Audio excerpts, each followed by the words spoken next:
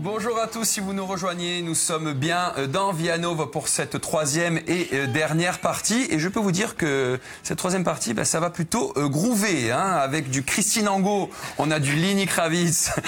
Christine Angot, ça groove.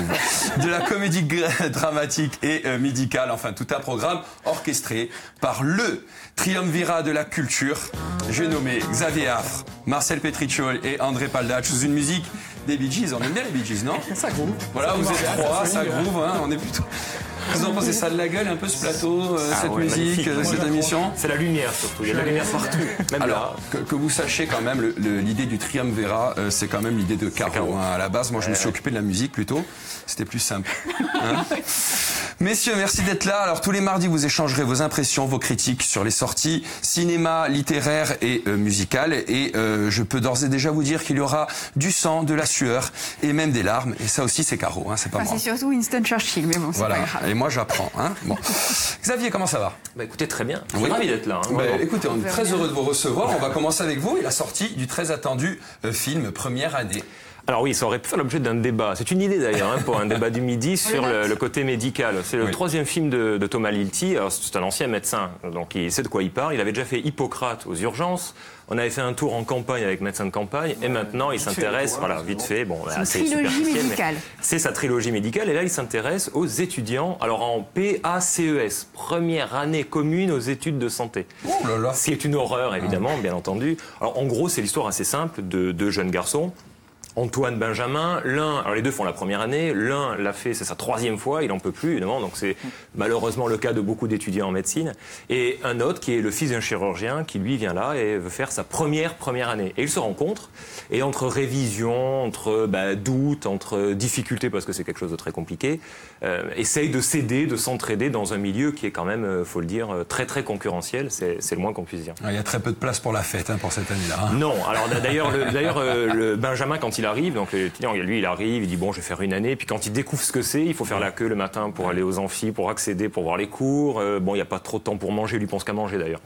Il boit que des pains au chocolat, voilà. Il mange que des pains au chocolat tout le temps, les meilleurs de Paris, dit-il. Et du coup, voilà, donc c'est clair que c'est une année extrêmement compliquée. Allez, je vous propose de regarder quelques images, hein, tant qu'à faire.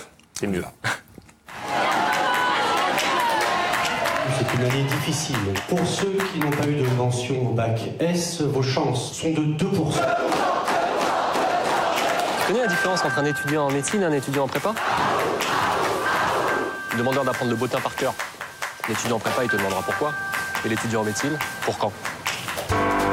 On commence le matin par une matière difficile, puis pause déj, 40 minutes. Une matière facile l'après-midi jusqu'à 17h. Pause goûter, 20 minutes. On enchaîne avec 2 heures d'une matière difficile. Et le soir, on fait des annales jusqu'à ce qu'on soit cuit.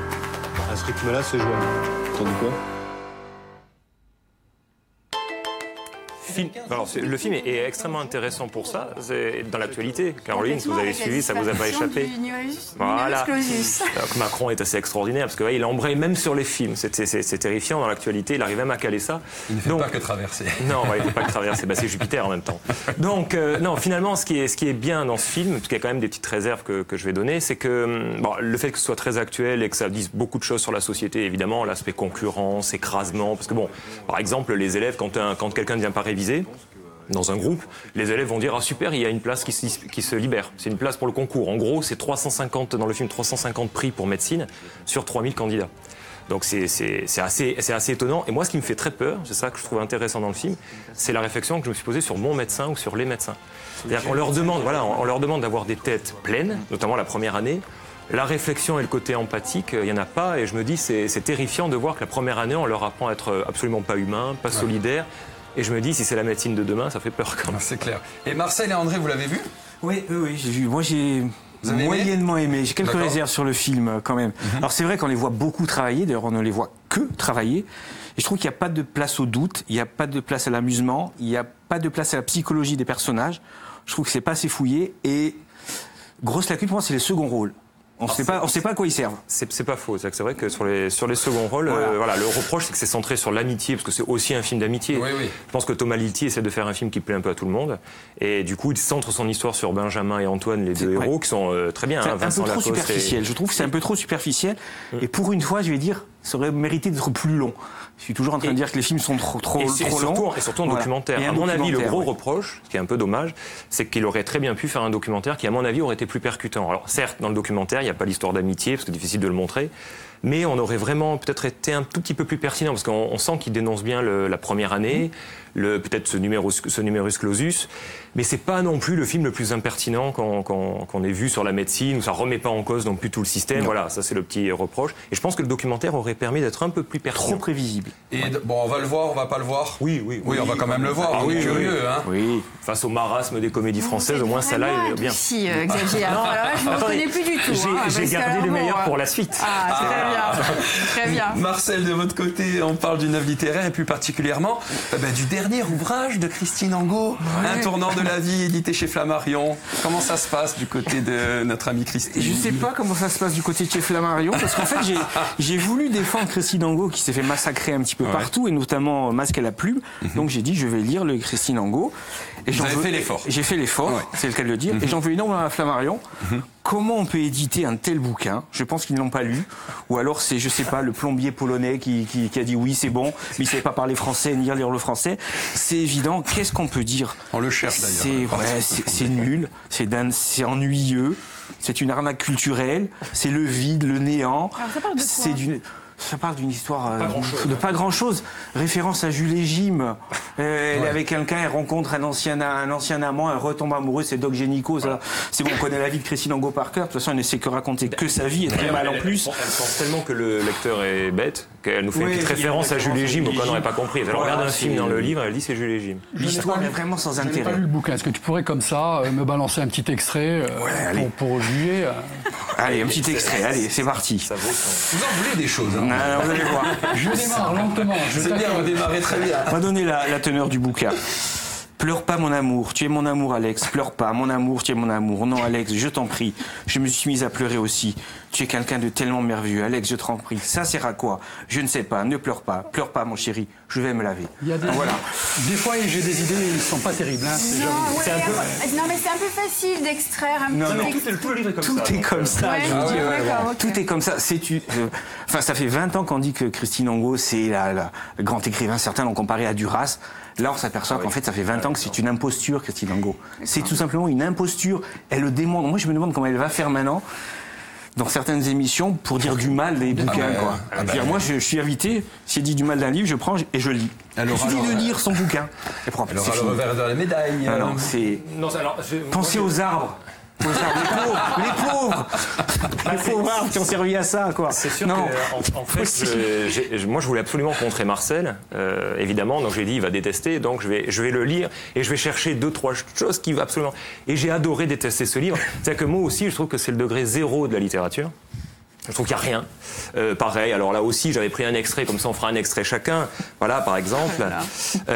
Qu'est-ce qu'il y a, Alex? Qu'est-ce qui se passe? Qu'est-ce qui se passe, mon amour? Calme-toi. Je t'en prie, mon amour, qu'est-ce qui se passe? Il dit quelque chose que je n'ai pas compris. Calme-toi, Minou, Alexinou. Voilà, c'est-à-dire que je me demandais si le livre était... C'est ça. Si c'était préfacé par Barbara Cartland, non, pas du tout. Mais qui appelle son conjoint Minou? Christine Angot. C'est pas possible. Christine Angot. Bon, on va laisser ça un peu de côté.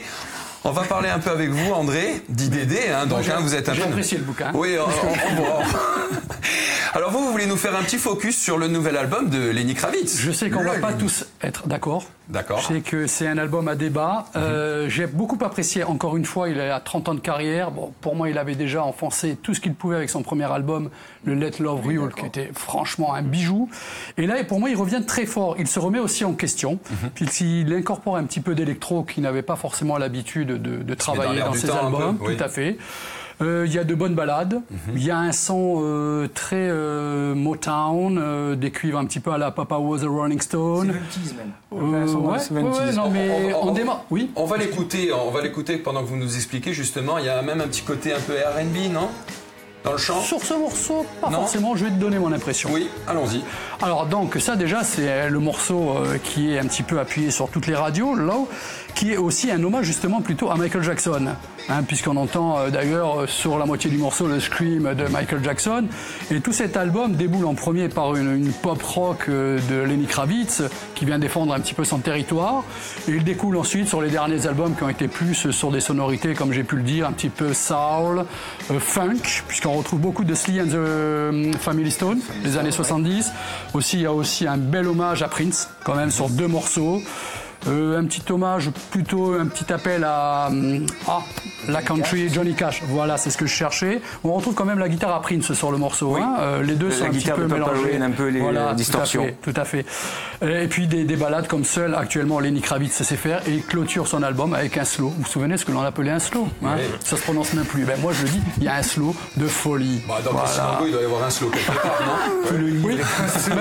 Ça serait bien peut-être pour quand tu dis ça, tu balances en même temps la bande originale du Lenny Kravitz. L'avantage, c'est que Lenny Kravitz n'est pas avec Christine Angot. Donc... Non, il n'a pas fait la même erreur que le doc. En plus, j'appuie, excuse-moi, juste pour vous signaler encore une fois, c'est que Lenny Kravitz a joué de tous les instruments, jusqu'au Glockenspiel. Bon, moi et l'anglais, c'est pas terrible, vous en apercevrez au fil des émissions. Merci. Mais il arrive à se renouveler, Lenny Kravitz, ou pas? Difficilement, ça je te l'accorde, difficilement, parce qu'il y a quand même beaucoup de sonorités qu'il a déjà travaillé. Et puis il n'y a plus personne sur qui copier surtout. Non, je rigole, c'est méchant.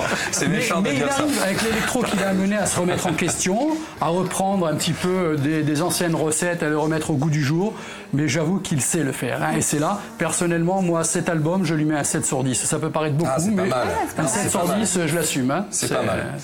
Xavier, on passe rapidement à vous. Je croyais à Lenny Kravitz. Non. J'étais en train de regarder sa coiffure. On va l'écouter encore tout à l'heure, mais dans le bureau. Voilà. Moi, j'aime bien. Est-ce qu'on parle un peu de The Third Murder avec Corey Eda, qui est le réateur du Festival de Cannes. Il va falloir vous habituer à prononcer les noms asiatiques parce que voilà. Vous n'avez pas été tendre sur ce titre. Non, mais il y a pire. J'imagine. Non, alors The Third Murder, on va dire, c'est le conseil semaine DVD qui vient de sortir d'un réalisateur japonais, Hirokazu Koreeda, dont on va parler bientôt parce qu'en décembre, je crois, sort sa Palme d'Or. Il a eu une Palme d'Or à Cannes pour un film, ça s'appelle Une affaire de famille. Très loin des affaires de Christine Angot, du reste. Et là, il se renouvelait lui aussi, bizarrement avec un film qui est à la fois un thriller judiciaire, mais aussi avec sa petite thématique toujours, sa petite musique de chambre ou de nuit, c'est comme on veut, c'est-à-dire les thèmes familiaux, le côté intime, et ça il aime beaucoup. Bon, le film, en gros, l'histoire est simple, c'est un avocat qui doit défendre, ou qui choisit de défendre un récidiviste qui a été condamné il y a une trentaine d'années. Il est accusé à nouveau d'un meurtre, il a avoué, donc au Japon, il risque la peine de mort s'il est condamné. Et l'enquête avance, et au fur et à mesure, il doute. Et donc voilà, le film est vraiment intéressant et dans la tradition ce que sait faire Koreeda. D'accord. Merci beaucoup Xavier. Et nous on donne nos coups de cœur ou pas pour ce soir? J'aimerais bien, ouais, ce serait bien. Moi je vous propose de regarder les carnets de Méditerraneo présenté par Thierry Part. C'est ce soir à partir de 20h35 avec au programme Le Monde méditerranéen, 15 000 ans d'histoire, un entretien exclusif avec l'historien Alain Blondy. Ne ratez pas ça. Non, et puis il y a aussi Sapienton, il y a 18h20 avec Marie-Ange Geronimi et Paul-Antoine Squarcine, ça déménage Sapienton. Et en ce moment, il faut regarder, c'est plutôt sympa. Nous, on va se quitter, c'est la fin de notre émission. Merci à vous trois d'avoir été avec nous. C'était un très bon moment. On a hâte à mardi prochain parce que vous serez là tous les mardis. Et nous, on vous embrasse très fort. On vous souhaite une belle après-midi sur Viasté. Et rendez-vous demain, 12h05, en direct. Merci beaucoup.